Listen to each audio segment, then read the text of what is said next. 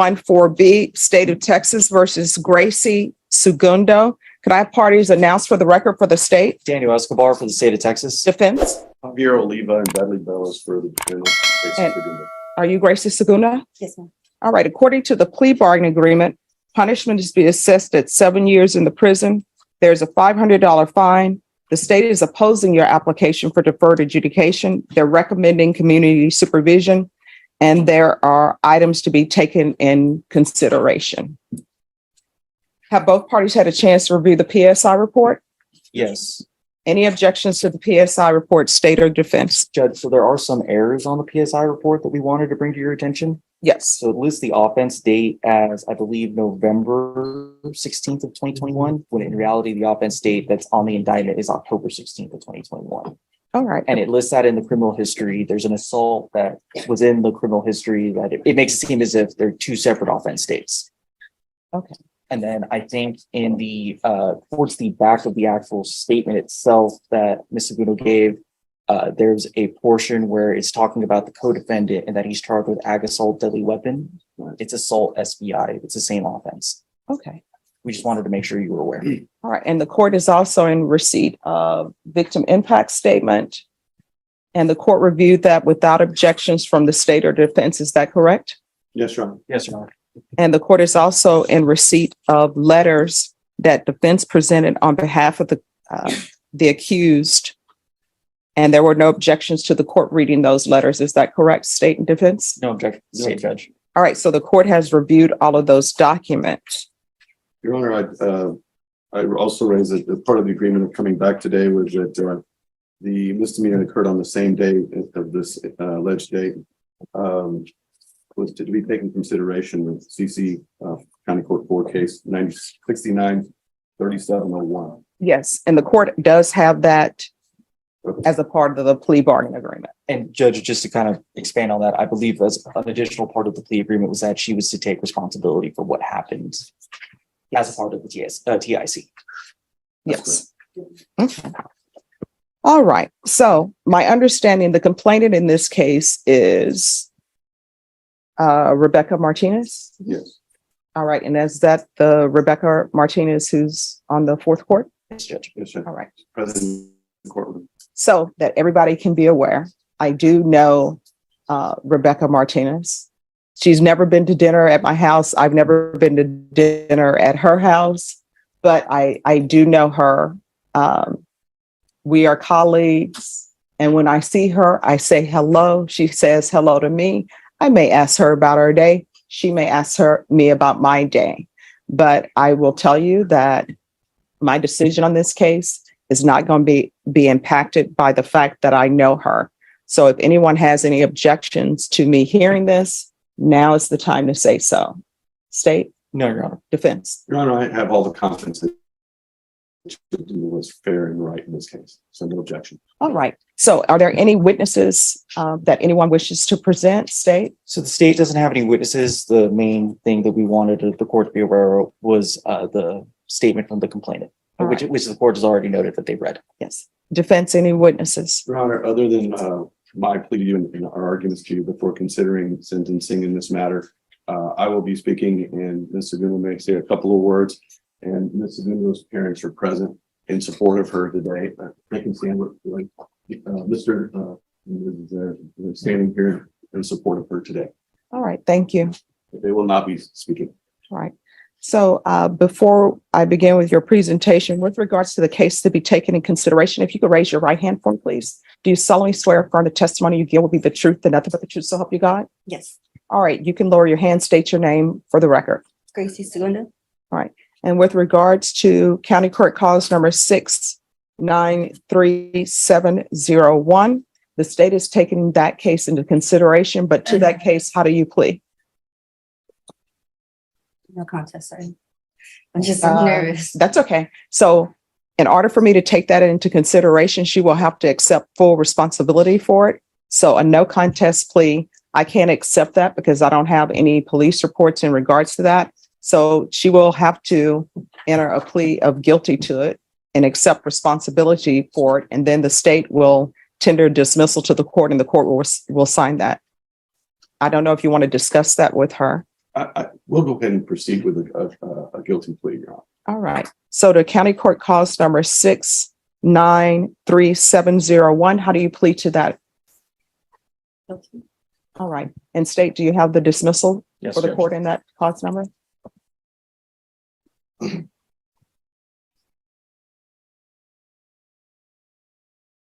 right. So the court then will hear argument. State, you're opposed to deferred adjudication? Yes, Your Honor. The reason why the state is opposed is because of the nature of the offense, the actual underlying facts. There was an assault that occurred where the resulting assault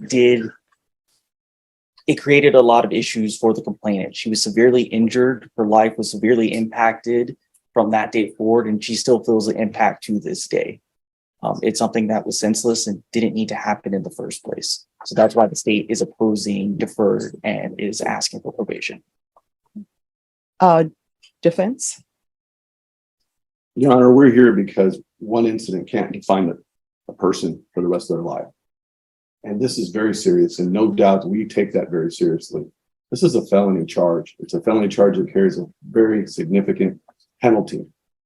But Ms. Sagundo, I think, has demonstrated a respect not only to others, but to life and to animals, and in her work and her career in taking care of pets. Rarely do I have an opportunity to where a client will provide 32 letters of reference about how wonderful she is with caring for others. And that is the life that she defines herself with. We just feel like this should not define her as a felon for the rest of her life when she has 4 children as a single mother.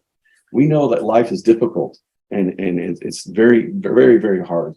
And she's having to raise 4 children on her own, ages 15, 14, 12, and 10. As a single mother, she has to be involved in their school activities and support their activities with FAA. And a felon cannot be associated with children and be around them in school activities. This would drastically impair her ability to be a mother to her children. And so she's really fighting to be able to continue to provide the love and the support of 4 children that need their mother so that they can become better than her and have a future. She lives in Houston. She leases a home. She's lived in that home for 3 years. She has good family support. As I've said, her mother and father are present. She has a high school diploma. She has been employed during this whole time. This case is 2 years old. 2 years this week, this happened. And it's been 2 years that she has been experiencing this, and she has complied with everything this court has asked. She's appeared in court. She's traveled from Houston to San Antonio. She has fully cooperated. She has weighed all of her decisions and sought not to seek a trial, but to put the decision on deciding her future on you. And she made that decision because she felt that was in her best interest. She does receive some child support. She is willing to do everything and anything that it takes to give her this opportunity. I explained to her that deferred adjudication is a double-edged sword. You may think that you're not going to be subject to a conviction, but in actuality, you are subject to all the conditions and behavior for 7 years. We're asking you, Judge, to give her that chance, to give her the opportunity to prove to you that this one incident does not define her life or who she is or how she is as a mother or how she works.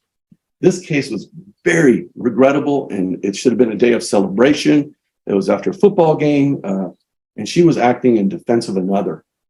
She doesn't know the victim in this case. She doesn't know the judge. She never knew who she was.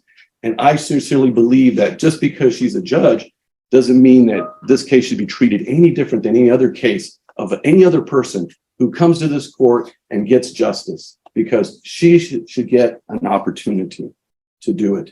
She's willing to do the urine analysis. She's willing to state no contact, and she's had no issues in the last 2 years with the defendant, the complainants in this case. She's willing to take anger management classes. She's willing to do community service. She's willing to do what it takes to give her the chance. And she has proven, other than this one incident that happened in a flash, wasn't premeditated, it wasn't thought of, It was just something in a reaction and defense of someone that she was with.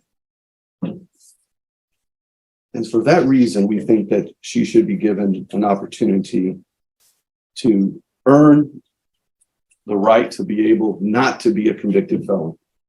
The amount of restitution in this case, I think we've agreed to, that was presented before the court was $2,416.29.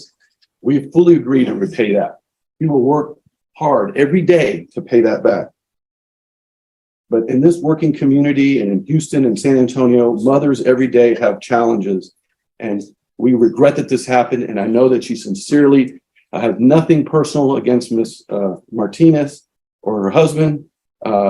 She wants to do what's right, but she also wants a chance, Judge. And I'm asking you with all the fiber of my body to give her that chance. And I will make sure and work with her that she will comply with every condition so she will never be back here before you regarding any violation or any condition of this case. You want to say something? No, I'm nervous. All right. Well, just so you know, in this court, I see everybody as a human being. I don't see them as their titles. So for me, defendants are not defendants. They're human beings who are accused of a crime. The fact that Rebecca Martinez is a judge, that doesn't mean that I'm putting weight on the fact that she's a judge.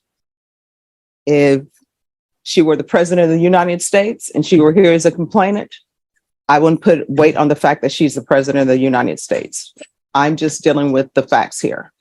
And my job is to look at everything objectively and not outside noise, not what people's occupations are. You understand?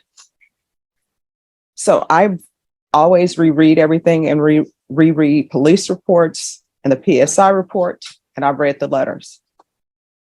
I do not understand how the fact that an elevator has a limited capacity, how we go from people saying the elevator is full, you cannot be in an elevator, to it's a brawl. So explain that to me. I mean, it just, I don't know, I couldn't tell you. I mean, there has to be some sort of thought process. For example, if there's an elevator, I think everybody knows there's a weight capacity on the elevator. Mhm. Me personally, when I see there are too many people on the elevator, I don't get on. But obviously what we are here now for is there's an elevator. According to everything that I've read, the elevator was at capacity. And there were already some people on there. I don't understand how an elevator is at capacity. People need to get off or more people can't come on, how that ends up in a fight. Yeah, I couldn't tell you how it started. I just, somebody in my party was getting into it and somebody hit me and I just reacted. And unfortunately, I feel bad and should never have done that. Shouldn't have got to that. It just happened really quick. I know things happen quickly, but the police report I'm reading, it doesn't say that somebody in your party got in an altercation and you got hit, and so therefore you got into a fight. What your counsel is telling me is that somebody in your party, I guess, was in a fight, and then you decided to get involved in that fight. I went to go and try and pull my friend away, and then I don't know, it was just a bunch of people, and somebody hit me, and I just reacted. Your Honor, if I could clarify, I think the facts is this is a COVID era situation in the elevator. These elevators can accommodate 18, 20, 22 people, and they were limiting it to 7. And as people went into the elevator, the policy and procedures of the elevator operator of not allowing people to come in once they met capacity. They were in the elevator. They were asked that there was too many in the elevator. And then people had to decide who's getting off. And they asked who she was with, another man and another person, to get off the elevator. That person said, I want to talk to your supervisor. That individual entered into an altercation with the victim's husband that spilled out of the elevator onto the floor. She came in assistance to that man. And that's when she was hit, and that's when she struck the victim. That's stated in one of the reports here that was provided to you in the PSI.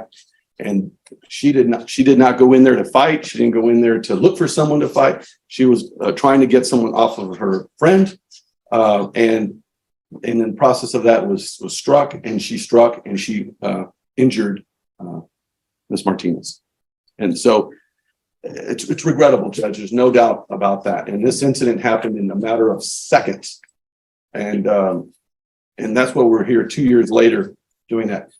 In addition to that, Judge, there is a civil suit in this case where the parties in this case are seeking $1 million in damages against my client. And so this case will not end today. It will continue in a civil matter with a lower burden of proof, where she will have to defend herself in a civil cause of action for money damages. And Judge, just to clarify from the state's end, I would disagree with the characterization of how the incident started. The party was already on the elevator. The complainant's party was already on the elevator. They were asked to not enter the elevator. They weren't kicked off the elevator. They were asked not to enter. They were in the elevator. And that's what started it. And I also have a copy of the lawsuit that was filed this week before the sentencing, where they're seeking $1 million damages in civil lawsuit right here. You want to see it, Judge? It's public record. I would object just because relevance. It's a lawsuit and filed in the city court. That's a copy from the courthouse. All right. Unless there are some facts that are listed in the It pleads the lawsuit. whole case, Your Honor. Exactly what you're talking about is pled in the civil suit. I mean, if that document has facts that somebody has, alleged facts that somebody has presented, that's a different rendition from what's in here, then the court will. It does not, Judge. All right. So, Just to let you know, there is a civil suit. all right, then the objection will be sustained. All right. I've read your letters that were presented, and it appears that, other than this one incident, you're a great person. But sometimes sentencing, not sometimes, always sentencing has to do with punishment, rehabilitation, and basically whether or not someone should go to prison or not go to prison. These are all things I have to think about. You understand? And so I have to weigh certain things. And the things that I'm weighing are the fact that there were people in the elevator and you were asked not to get on the elevator. Is that correct or is that not correct? You were on the elevator. Your Honor, the elevator's doors open. They entered into the elevator and they were asked, there were too many in the elevator, and the elevator operator asked people to voluntarily get off. All right. So there were already people on the elevator. Then you got on the elevator and you were asked to get out. Us just walked in at once. All right. And And then you were asked to leave. then they just said, we need people to get on. All right. So why didn't you just get off the elevator? That's what I don't understand. You didn't decide that. No. She didn't decide that. It was a person that she was with, Your Honor, who is a defendant in the case that's in another court. So my question is, though, if there are too many people on the elevator, and let's say you get on the elevator, it's a group of you, the elevator is already filled. I'm assuming, and correct me if I'm wrong, people were on the elevator, they had not met their 7-person capacity.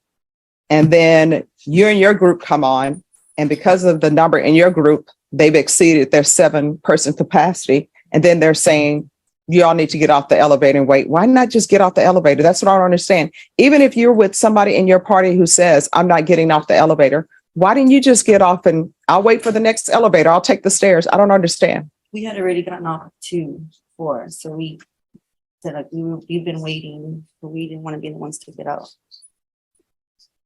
And was alcohol involved, or people just don't want to take It the was after a stairs? football game, Judge. State, does anybody want to? I know the complainants are here. Do they want to No, say anything to the court? no, Your Honor. Okay. Oh, Your Honor, may I have one moment? Yes.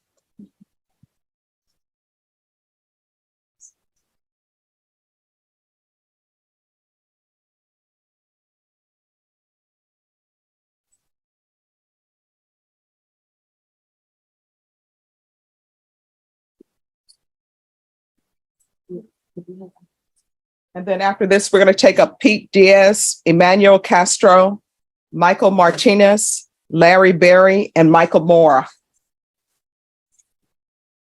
Your Honor, I'm gonna call case Martinez. Okay. Your Honor, he's not a